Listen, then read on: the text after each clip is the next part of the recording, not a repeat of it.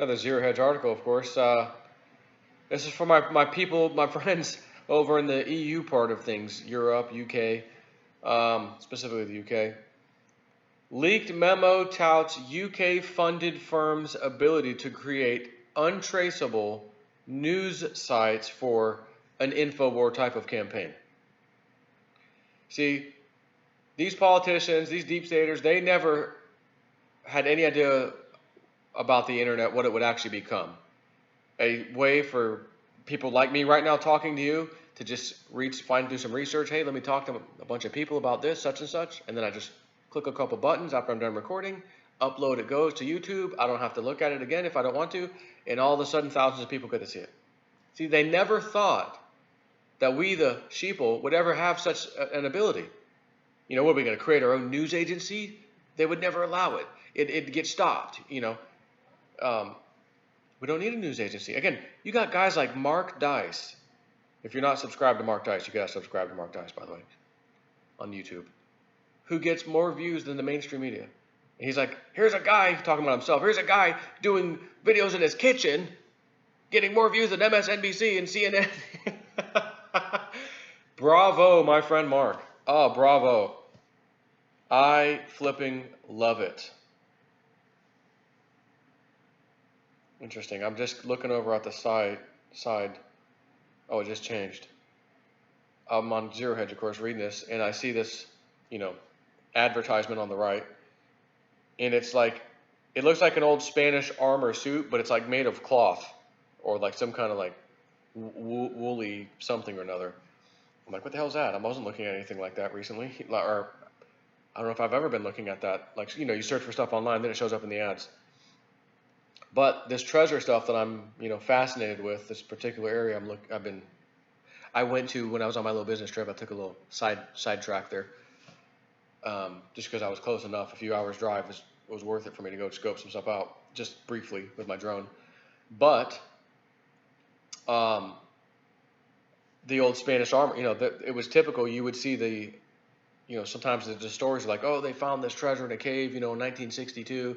And in there was some old Spanish armor, and they got a guy who, on like Halloween or something, he'd actually wear the real armor that they got out of his cave, you know, in the 60s. Who knows where it's at now? But anyways, I'm just reading this, and all of a sudden I see that kind of armor, but it's made of like cloth or something. Maybe it's a sign. Jason, if you can find some Spanish armor. You're not going to find treasure, you're going to find some Spanish armor. Which I'd be okay with that too, be honest with you. Anyways, the hacking collective known as Anonymous has published more explosive documents detailing a UK-based PSYOP to create a large-scale information secret service in Europe in order to combat Russian propaganda, which has been blamed for everything from Brexit to Trump winning in the 2016 election to this month's new anti-Macron Yellow Vest protest. Hey, fellas, blame the Russians. Blame it on the Russians. Yeah, yeah. Blame it on blame it on the Russian czars that did shine that night. Whatever you do, don't put the blame on your local government. Czars. You like how that came to me real quick? Stars? No, czars. Czars. That was epic right there. That was J-Snip freestyling. It wasn't good, but it's all I got. Sorry about that. We previously detailed the first trove of documents which were dumped online November 5th to the site Cyber Guerrilla, revealing the private UK organization with deep government ties, the Integrity Initiative, to be engaged in an aggressive campaign to organize clusters of journalists across the West engaged in counter-propaganda efforts. Actually, no. Let me change the word. It ain't counter-propaganda. It's the truth. They need to come up with the propaganda to dispel our truth that we're trying, people like myself, citizen journalists, whatever, to tell people, hey, check this out. This is what we've uncovered. Look at the Peter Strzok FBI texts. They said they were gone.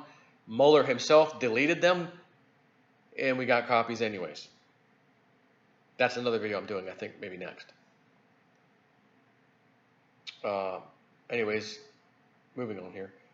This week, the Integrity Initiative and its founding parent organization, the Institute for Statecraft, which is known for its close relationship with the UK military and defence officials, is at the centre of debate in the House of Commons over its anti-Corbyn and anti-Labour smears involving labelling party leader Jeremy Corbyn a useful idiot from Moscow, even while the company is a recipient of official Foreign and Commonwealth Office funding. The early November online leaks of confidential Integrity Initiative documents were the first to reveal the UK government's relationship to the private project devoted to fighting Russian disinformation. In other words, fighting the truth. Seriously, fighting the truth. Another thing about the internet. Leaked documents and papers. And all. With the internet, a couple clicks of the button. Oh, let me scan those docs. Or, oh, someone hacked an email server and put them on the internet. The whole world gets to see them. If there was no internet, how would that happen? You'd have to go get your hands physically on those. How the hell are you going to even do that? Then you're going to have to scan them. You're going to have to be a super duper insider to get that to happen. These days, you can still be an insider and say, well, but it's a lot less riskier now. No one's going to catch me in here copying. I just press a couple of clicks of the mouse button on this computer, send it out of here, and, you know, maybe I won't get caught. Some of them have done that. But that's all. This is a disinformation campaign. Do you remember Hillary Clinton a few years ago? Guys, we are losing the information war. Hello, we are losing the information war. What does she mean by that? Exactly what I'm telling you. WikiLeaks, Julian Assange, Seth Rich, you know, all these people leaking it right onto the internet, which is exposing these criminals like Hillary Clinton. Oh, first one to open her mouth. We're losing the information war. Oh, if she only knew what was coming down her path back then.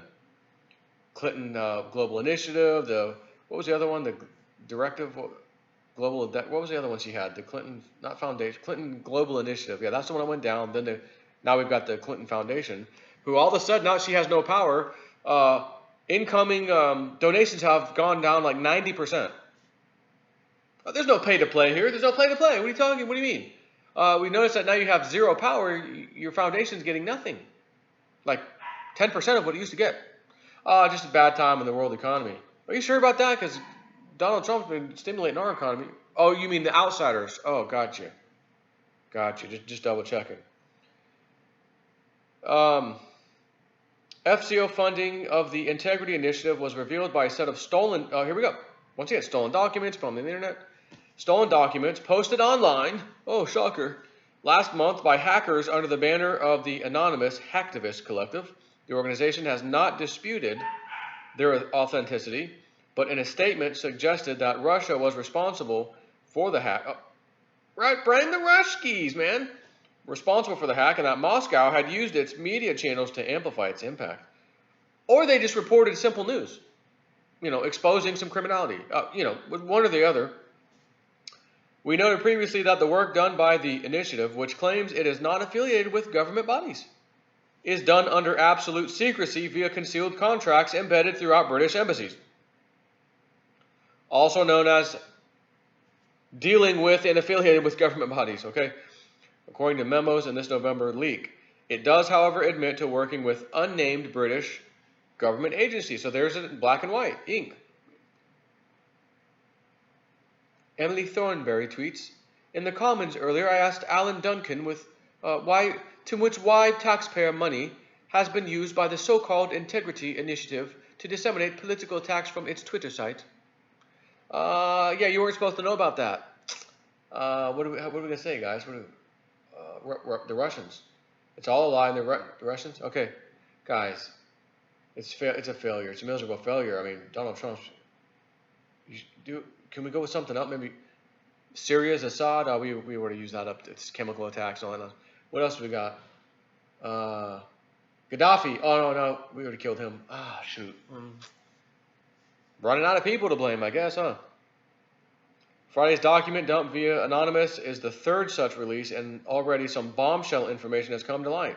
The geopolitical blog Moon of Alabama was the first to unearth and analyze one of the more interesting among the document trove, which is a strictly confidential proposal by the French company Lexvo to spread the Integrity Initiative's state-sponsored propaganda through an offensive online influence campaigns for a monthly pay-per-language of $20,000 to $40,000 or euros. The proposal also includes an offer for counter activism through negative PR, legal actions, ethical hackback, etc., for 50,000 euros a month. Now that sounds completely legit. We're not working with any government. You know, we want to just do propaganda on our own free will to make our local government look good. We're concerned citizens, and we have no bid contracts and government secret contracts and stuff like that. But no, this is just us doing this. Again, thank God for the internet. Or maybe we should say thank, what's his name? Al Gore. Thank Al Gore for the internet. You know, he created it, of course. Al Gore, thanks for the internet, because without this, I personally wouldn't have been able to expose your fraud in Convenient Truth movie, and peak oil and some other interesting things, some certain terror attacks and things like that. Wouldn't have been able to do it without the internet. So I'm going to take this time to sincerely thank you for that. So yeah, I mean, look, this is, you know, I thought we only had some issues in America spying on our president and stuff. No. This is a global system. This is a new world order system. This is a global deep state. That's why they don't care. Hillary and all these people in Obama, they don't care about your country. They don't have this Americanism. They don't have this patriotism. They don't care. Their job is globalization, enrich myself in the process, pay to play all the way, take America's strategic uranium and let's sell it off to the Russians and Iran and everyone else, which is what she did. And I'm telling you that what woman should, and hopefully, gets freaking nailed. Again, the note on the card at the funeral of Papa Bush, she looked at hers, and just kind of stared straight into like oblivion with a very disgusted, sick, and angry look on her face. Same thing could be said about former Vice President Biden. He didn't look too happy. Dick Cheney was there. He didn't look too happy either. George Bush, the Jr., he didn't look too happy. His wife Barbara did not look too happy. And Jeb Bush looked absolutely terrified and horrified. What in God's name was on that note? All Q said was, it's, when we said allow us to counter, it was our counter. Okay, but can you be a little more specific? I mean, Q, I love you. I'm dying over here. Some of your fellow patriots are dying over here to know what specifically was on that letter. Anyways, take care.